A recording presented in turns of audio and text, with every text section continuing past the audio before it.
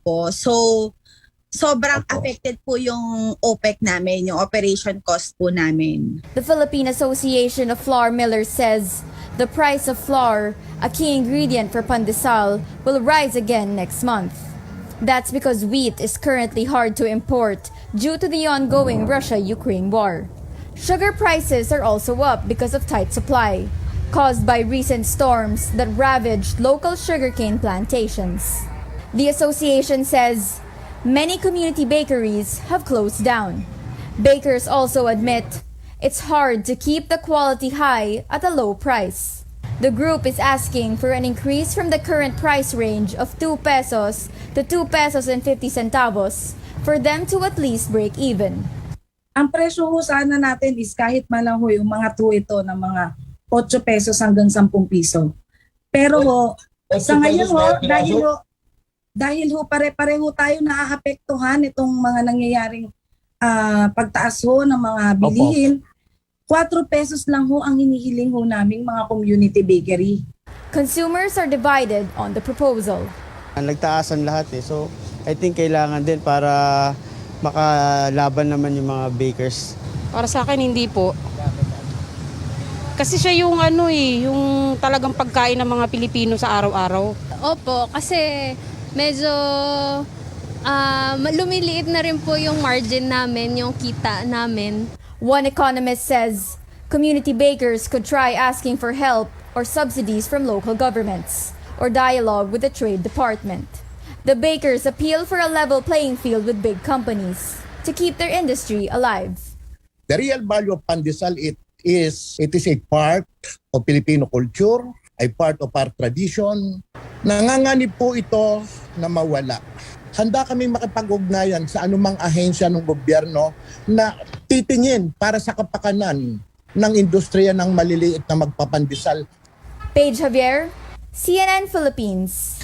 A check on the weather now. Expect cloudy skies and rains in the Visayas brought by the southwest monsoon or habagat and a low pressure area. Scattered rain showers and thunderstorms will also occur in Caraga, Bicol, Mimaropa, and the provinces of Aurora and Quezon. Metro Manila not spared from the rainy weather. Pagasa forecasts isolated rain showers or thunderstorms in the capital region and the rest of the country.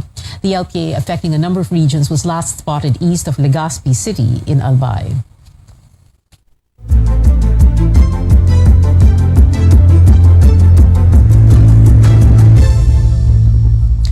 New COVID-19 cases in the country breaching the 10,000 mark as experts warn of an uptick in a few weeks. The health department logs 10,271 fresh cases from July 4 to 10. The figure translates to over 1,400 infections daily, 39% higher than the previous week. Severe and critical cases are now at 555.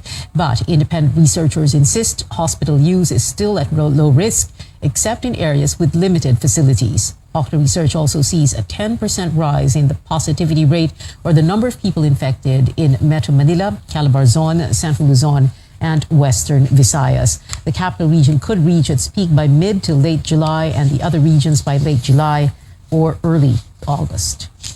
Hindi naman nagbago yung trajectory ng wave na ito. Hindi naman siya nag-accelerate. It's actually following our early projections na parang mini surge lang siya.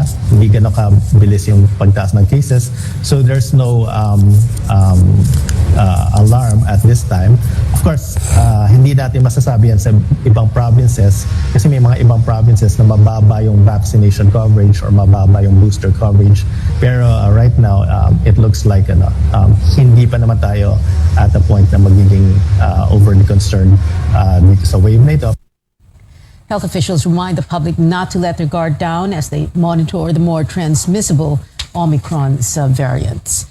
Dengue infections also on the rise. The nationwide tally climbed to over 64,700 from January to June 25th. This is 90% more than the cases reported during the same period last year. Most dengue infections came from Central Luzon, Central Visayas, and the Zamboanga Peninsula. Over 21,000 cases were recorded between May 29 and June 25 alone. Up next. next, more details about the suspected killer of former Japanese Prime Minister Shinzo Abe. Plus, Robin Padilla and Raffy Tulfo are among the centers pushing to legalize divorce. Is there a chance for a divorce law despite a tug of war with the Catholic Church? Keep it here on Newsnight.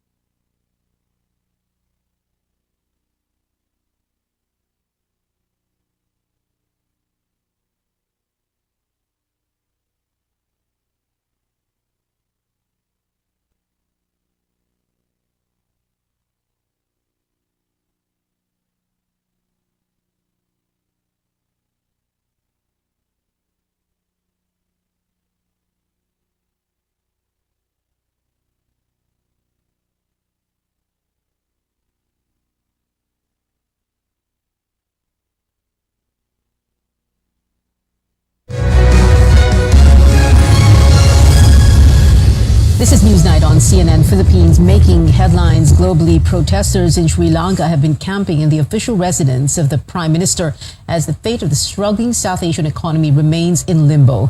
People were seen singing, playing and cooking, making themselves comfortable inside the temple trees in the capital of Colombo. The Sri Lankan President and Prime Minister have announced their resignations after thousands of protesters stormed their homes over the weekend.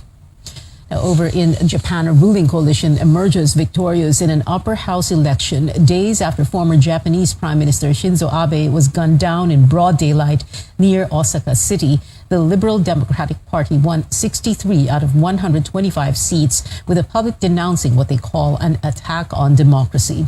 Poll results come as more details unfold about the suspect. 41-year-old Tetsuya Yamagami says he initially planned to use explosives for the killing. Police said the suspect held a grudge against a certain group linked to Abe. CNN's Kyung La takes us to Tokyo for the latest. We are getting a slightly better picture of the man who police say is their prime suspect in the murder of the former Prime Minister of Japan. Kyodo News Agency, who spoke to two people who know this man, say that there were no immediate signs that there was anything going to be happening with this man. They describe him as being quite mild-mannered, although quiet. He did work at a factory in the freight department where he held his job for a short period of time. He lost the job 7 months into it because he stopped showing up. As far as the police investigation, the suspect has been moved from police custody into prosecutor custody. He has yet to be officially charged. Law enforcement did take a look inside of his house, raiding that home, and found a number of homemade pistols made out of pipe and adhesive tape. The suspect did tell law enforcement, according to reports, that he had also considered using explosives to target the former prime minister. Japan, determined to continue and to move on in the business of its country, held its elections for the upper house of its parliament. Those elections went off without any significant problems, and this country will begin the process of saying farewell to Shinzo Abe over the next 2 days, holding a wake and a funeral at a local Temple. In Tokyo, I'm Kyung-Hwa. Here at home, the Japanese embassy has opened a condolence book to honor the former Japanese leader at its office in Pasay City that is open to the public until tomorrow, July 12th.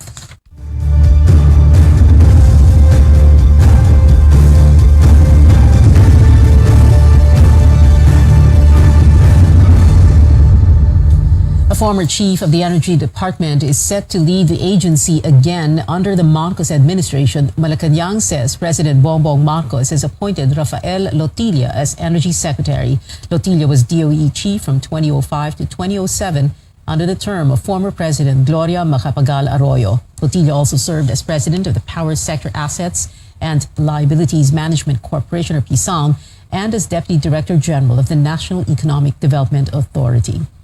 New challenges await Lotilla, including the raging fuel crisis. No word yet on who the new health secretary will be. Throughout his campaign, then presidential candidate Marcos vowed to push for renewable energy sources and harness nuclear power to lower electricity costs and promote sustainability. No specific details have been provided, but environmental groups say any policy shift should involve what is called a just transition. Tristan Adalo reports. There is a parallel problem in our energy supply. We will find a way.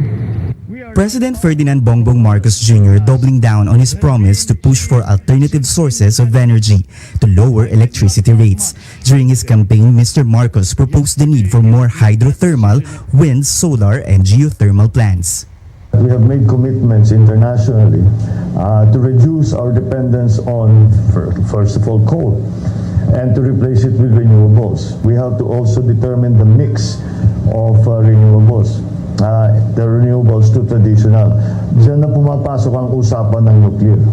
Renewable energy currently comprises 21% of the country's energy mix, and the Energy Department eyes to increase it to 35% by 2030. European diplomats who have met the new president vowed their support for the Philippines' energy transition. But for the new president, the best way to move forward is by exploring the possibility of tapping nuclear energy. Nuclear remains to be the cleanest and cheapest way to produce energy. Environmental groups, however, say nuclear is a dirty and expensive energy source that will not solve the country's energy crisis. They add harnessing nuclear power is also a detour from the shift to cleaner energy sources. But while the fine print of Mr. Marcos's energy plans have yet to be revealed to the public, the challenge for the new administration is to make sure the shift in energy sources will be just. It is the poor, it is the marginalized, it's the workers who are bearing the brunt, and the communities who are bearing the brunt ng impacts ng climate change. From the Paris Convention in 2015 to the Glasgow Climate Impact in 2021, countries are urged to commit to a so-called just transition. Just transition happens when countries can create green jobs that are sustainable, decent, and at the same time fair and inclusive. The Philippines has Green Jobs Act of 2016 that could make this possible, but there are also hurdles. Last month, the Energy Department awarded 19 renewable energy contracts, which will add nearly 2,000 megawatts of power supply nationwide once constructed. The concept of that kasi is to encourage renewable energy. We cannot just totally depend on renewable energy unless there is now a parallel technology that will support it, to make it 24/7. As his first 100 days begins, the Marcos administration's energy agenda is still up in the air, and he has yet to name who will steer the country's energy transition. Tristan Odalo, CNN Philippines. President Marcos is in stable condition after testing positive for COVID-19 on Friday. Press Secretary Trixie Cruz Angeles says Mr. Marcos's fever has subsided and he has not shown signs of respiratory distress or pneumonia. The chief executive is working while in isolation. This is the second time since 2020 that he tested positive for COVID-19. Justice Secretary Boying Remulla, meantime, now negative for the virus after testing positive on Thursday. He says it's been 2 days since he tested negative through an antigen test, but he's still working from home because of the 7-day quarantine protocol.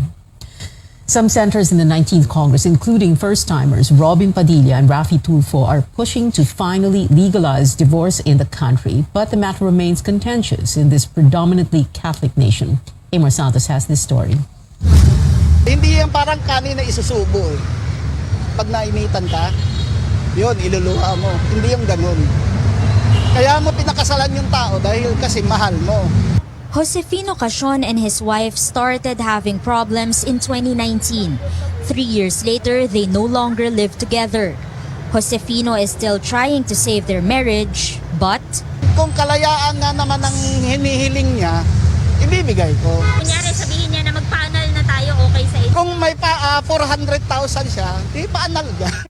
Government data shows a dramatic increase in the number of broken marriages over the decades, but not everyone can afford the expensive annulment process.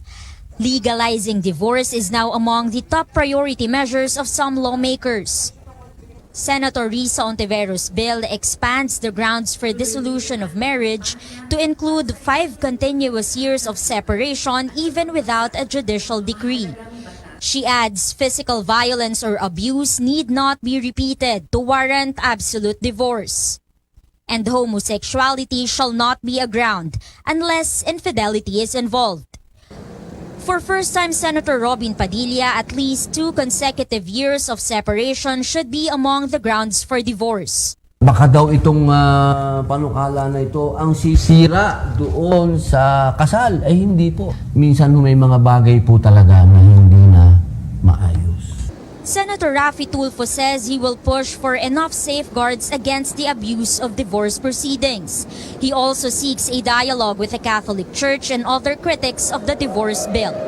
I will present them lahat ng mga reklamong natanggap ko ng mga mag-asawa na talagang hindi na pwedeng magsama pa dahil very abusive na itong si lalaki o talagang hindi nakatanggap-tanggap yung kanilang pagsasama pa dahil very rocky na. The church is fully aware that there is no perfect marriage. They can have access to all the legal remedies already existing. They are saying that annulment is very expensive and make it cheaper. They are saying that it's taking long and then legislate a policy or a law that will make it shorter. A marriage counselor fears divorce would be seen as an easy way out when what most couples need is better communication and professional help. Of course, number 1 yan is infidelity. Mayroong problema yung ugali. Nagkasundo nga silang magpakasal. Bakit hindi nila pagkasunduan na maging maayos sa kanilang pagsasama para sa mga bata? Kapag kami na violence at home, kailangan na ng professional help from a psychiatrist para ma-address. Other Filipinos are split on the issue. Ayoko, kasi commitment yan. Once na you enter into a relationship, kailangan decided ka ba for better or for worse. Hindi na kayo fit sa isa't isa, di ba? Hindi kayo nagkakasundo. Bakit pa kailangan ituloy yung relasyon nyo? Amor Santos, CNN Philippines. Tomorrow marks the 6th year since the Philippines won its arbitral battle against China over a dispute in the West Philippine Sea. Various youth groups are calling on President Bongbong Marcos to uphold that historic victory and to stay true to his promise of not compromising sovereignty and territory. The West Philippine Sea Coalition recommends crafting a foreign policy based on the ruling, forging alliances with countries that side with Manila, and reviewing government projects that are funded by Beijing. We call on President Ferdinand Bongbong Marcos Jr. not to sail in the same direction as the previous administration. We challenge him to stand firm on our historic arbitral victory. President Marcos Jr. talks the big talk, calling our sovereignty sacred and saying that there will be no compromise. But when pressed for specifics, he offers nothing. On July 12, 2016, the United Nations Permanent Court of Arbitration invalidated China's 9-9 claim and affirmed the Philippines' sovereign rights in its exclusive economic zone. Entertainment stories coming up for Pinoy Maroon 5 fans. Find out how much you need to set aside for the Grammy-winning band's much-awaited Philippine concert. And the Binibining Pilipinas pageant is set to feature some big names from veteran beauty queens to rising stars. More after the break.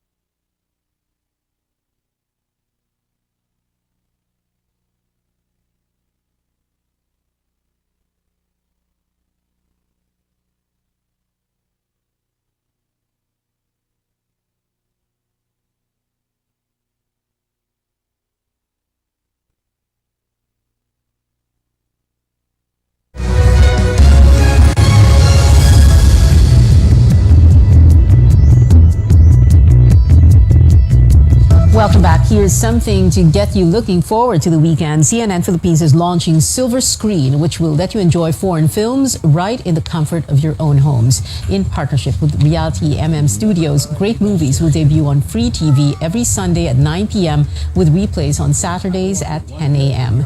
Watch out for The Florida Project with Willem Dafoe showing on July 17th, On Your Wedding Day on the 24th, and Book Club on the 31st, only on CNN Philippines. This year's Binibining Pilipinas coronation is set to be a star-studded one. The event will again feature the all-female hosting tandem of Miss Universe 2018 Catriona Gray and Miss Grand International 2016 first runner-up Nicole Cordoves. Miss Grand International 2020 first runner-up Samantha Bernardo and Filipino-British actor Edward Barber will also host. And Miss International 2005 Precious Lara Kigaman is among the judges this year. Out of 40 candidates, 4 new queens will be crowned on July 31st at the Araneta Coliseum in Quezon City. If Happy Ever After did exist for Maroon 5 fans, they would be getting tickets to the band's concert in the country in less than a month. The fan club pre-sale is set for August 4th with the Live Nation pre-sale on the next day. Public selling begins August 6th. Maroon 5 is performing at the Mall of Asia Arena in Pasay on December 8th at 8 p.m. Ticket prices range from 2,500 pesos for general admission to 23,500 for floor standing. And that is it for now. Join me again on News.ph at 7 p.m. I'm Pia Ontiveros for Newsnight, where we go above and beyond the headlines.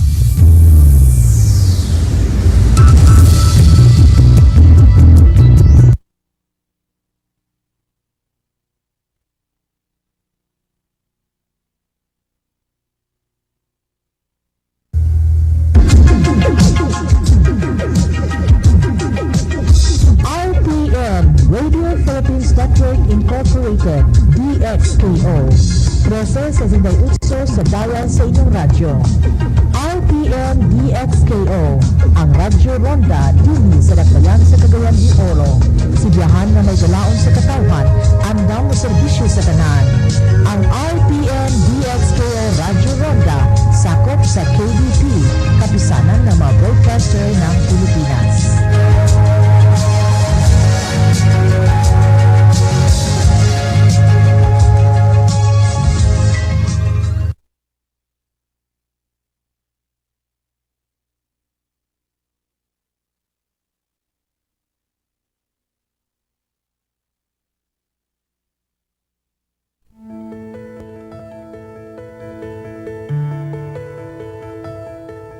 Ever wonder why workouts always start with warm-ups like stretching? When your muscles are flexible, it helps your body function smoothly from mobility, stability, and even strength. In this episode, we'll learn about the benefits of flexibility and strength and why stretching exercises are equally as important. I'm Dr. Freddy Gomez and welcome to MedTalk Health Talk, only here on CNN Philippines.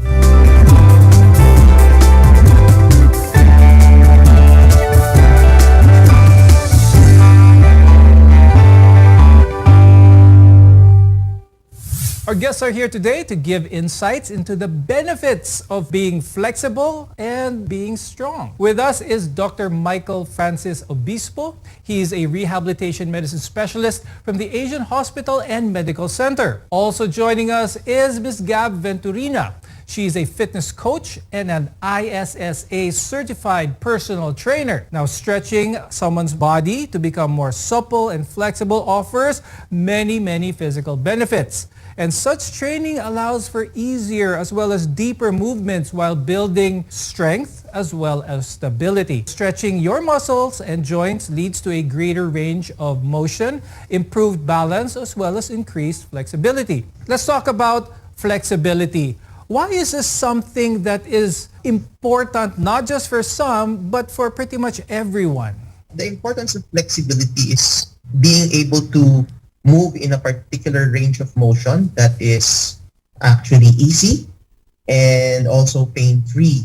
And If there is an ease in these movements, then it affects the coordination of a person's performance in doing different activities. Flexibility, it's actually affected by genetics and also by age. As we grow older, there will be a decrease in flexibility because your soft tissues and your joints are actually affected. A lot of people, when they hear the word flexible, they think of, prima ballerinas or track and field runners, who can do all these activities with a good range of motion. Does it solely involve the muscles? Does it involve our joints or both? It actually involves a combination of both. So it's not just one thing, but a combination of all three. So that includes your joints, your tissues, your tendons, as well as your ligaments. So if your muscles are a bit too tense, then that could lead to less flexibility. And if you have joints that aren't as mobile, then it'll make you less flexible as well. Does this automatically equate to being fit? When I say fit, I'm talking about ideal body weight, because we do have a lot of individuals who have a high BMI, but they are extremely flexible. Actually, given those are actually two different things. You can't necessarily say that a person who is flexible is a person with the best body composition, is a person who is really strong. Because you can actually have both, but you can also have just one or the other. So the perfect thing to do here is to try your best to achieve a certain balance. It does not necessarily make a flexible person a strong one or a strong person a flexible one. But with good strength and conditioning training, you can actually do both. Now, Dr. Michael, let's talk about those who are quote-unquote double-jointed. Does this make a person more flexible? If we have patients that are double-jointed, it might be a concern for us physicians because these people might have what you call a condition called Ehlers-Danlos syndrome. So it's a condition wherein there is a problem with the collagen structure of your soft tissues, making them hyper-elastic. Now, the danger of this particular condition is because you need to balance your stability and mobility. And if you have more of your mobility, then you're actually sacrificing your stability. In fact, for patients that might have a mild degree of Ehlers-Danlos, we do find them to have more instances of having body pains because their muscles are trying to work overtime to provide the stability to their body. Now, increasing the flexibility of the muscle tendon unit promotes better performance. But how about reducing injuries?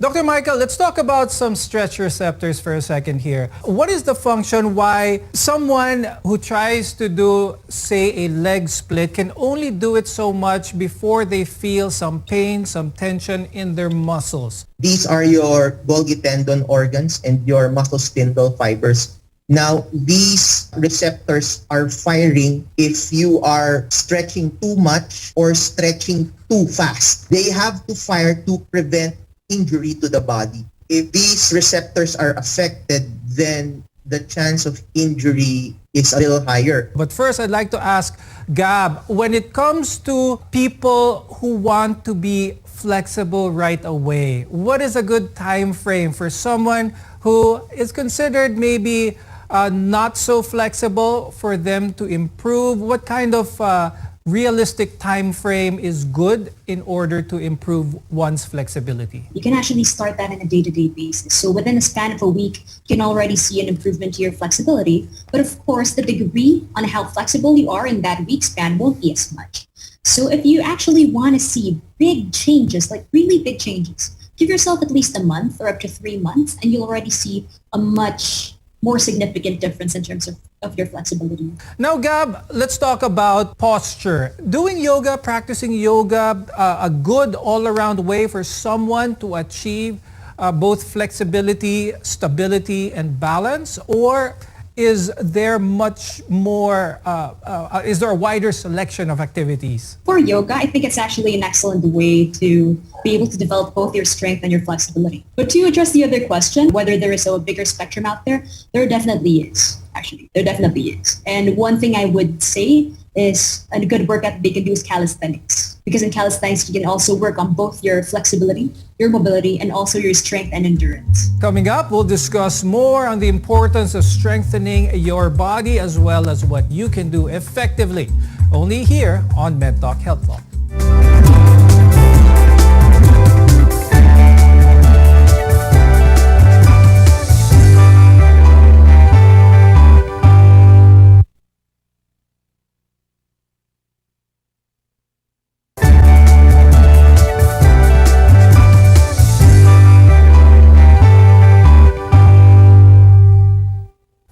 Freddy Gomez and welcome back to MedTalk Health Talk, where caring is our calling.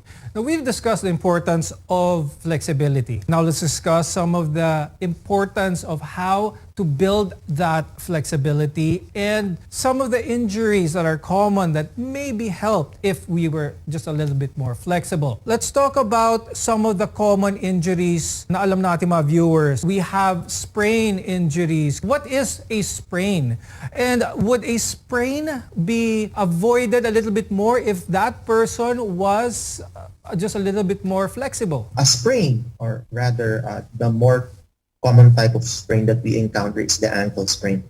Now, a sprain is a ligamentous injury. It can be a stretched ligament or it can be a torn ligament. A strain is when the involved injury is with the muscle. You can have a pulled muscle or you can have a torn muscle, so that is a strain. We know that whenever we try to build muscular strength, we need weight resistance in order to build muscular strength so people can lift objects. What type of strength are we talking about here when it comes to flexibility? Do we need to increase weight in order to be more flexible? Not necessarily. It's quite different with regard to flexibility. And flexibility, you basically need to take a gradual approach. You can't rush it. You need to work on both your mobility along with it. So after you do your strength training, you have to do your stretches just to cool down the muscles and to aid recovery. Then prior, of course, you need to do a bit of your warm-ups. Then you'd notice just from there, your flexibility will actually start to improve little by little already. How often should one focus on his or her flexibility in one's workout routine? The average person should stretch at around 3 times a week. And the duration of this could be just within 5 to 10 minutes or a little longer if they'd like. And ideally, you could do this before and after your workout. Before the workout, you do your dynamic stretches or the moving stretches. Then afterwards, you do the static stretches. It is, in fact, a warm-up as well. But in other instances, it's actually a cool down if you're doing the static stretching. Now, Dr. Michael, we were discussing with Gab about the benefits of flexibility and strength training as well. Let's talk about the strength involved in trying to achieve greater flexibility. Is the strength that we're talking about here more of coordination and stability? You mix the flexibility and the stability together through coordination. So, for example, if your patient is doing a lunge, so of course, if someone is doing a lunge, you're doing flexibility of the lower extremities while you're trying to achieve stability of your core muscles. The training allows the proper coordination of these muscle units in order to provide the movement that's safe for your patient. Will being more flexible offer some solution to those who experience low back pain? Will being more flexible be able to help in this situation? If there's a back pain, we always try to strengthen the core, but that's not entirely true. We have to strengthen the core and at the same time try to improve the flexibility of the spine. That's why we do a lot of exercises for these patients, some mobility exercises. And we also add flexibility exercises, especially of the pelvis and of the lower extremities, because most of these patients, they develop a back pain because there's a problem with the chain, hip, knees, ankles, and the lower back.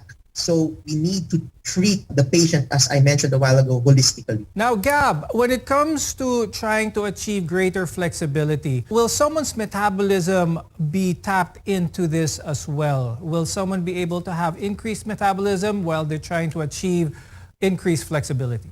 They're not exactly as connected as one may think. However, when it comes to building strength, that more actually improves your metabolism. So it's not really more on the flexibility, but more on strength and conditioning training. What would you advise those who would like to gain more flexibility but are not really looking for athletic performance for that matter? They're at their older ages, senior ages, they just want to feel a little bit better. For simple things that they can do, that it would be really, I would advise them that it'd be helpful to practice stretches. Even just the simple ones when they wake up or when they're trying to relax after a long day sitting from work. They can do their stretches, their static stretches or their dynamic stretches. And they should keep in mind that in a way it does help you with your daily life. Like for example, if you're trying to clean in the house and you want to lift some furniture, or if you're going to get your groceries out of the car and you're going to bring it home. So they won't have as much pain as an ordinary person would if they improve their flexibility. When we return, we'll give you tips on how to improve your flexibility and strength for your overall health. Only here on MedTalk Health Talk.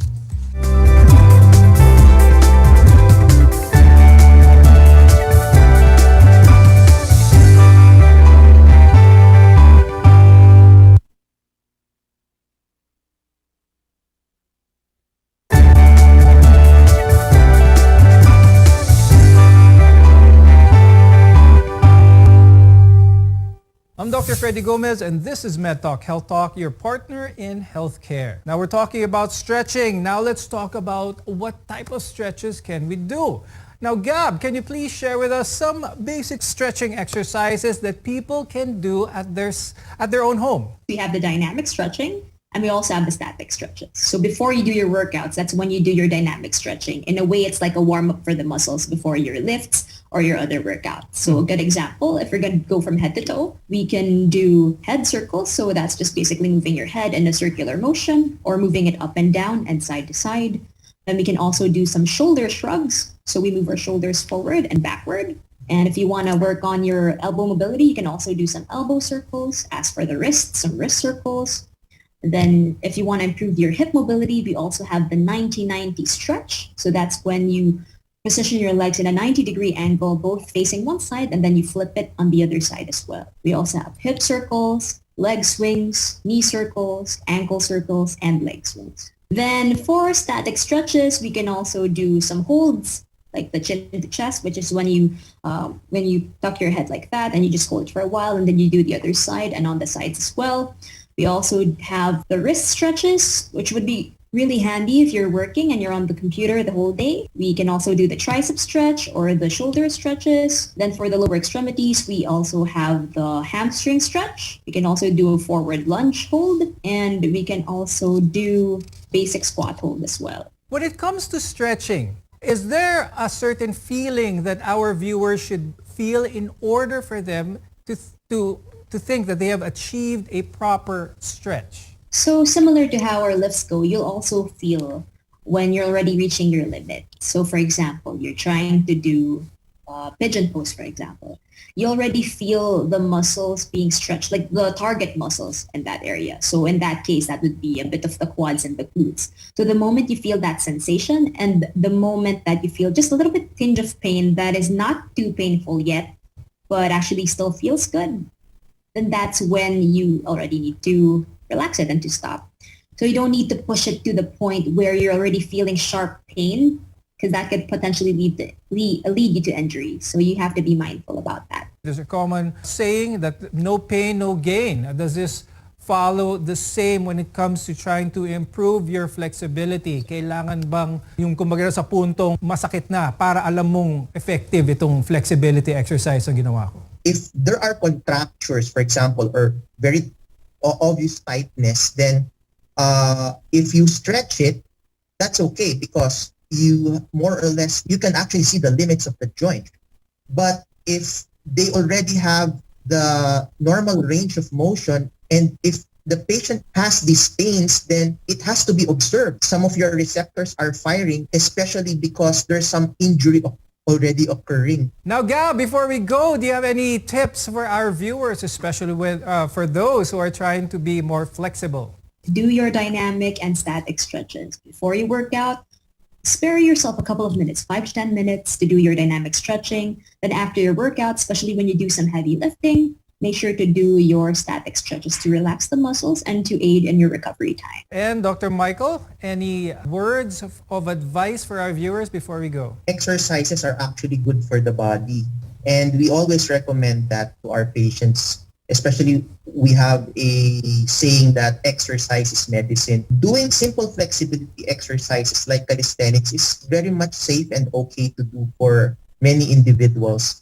But if you're going to be doing more aggressive stretches, abnormal position stretches, then it's best to consult your sports specialist or even your physician before engaging in these activities. Thank you very much, Dr. Michael Francis Obispo, rehabilitation medicine specialist, and of course, Ms. Gav Venturina, our fitness expert, for being with us today, sharing your tips and expertise, especially when it comes to flexibility and strength.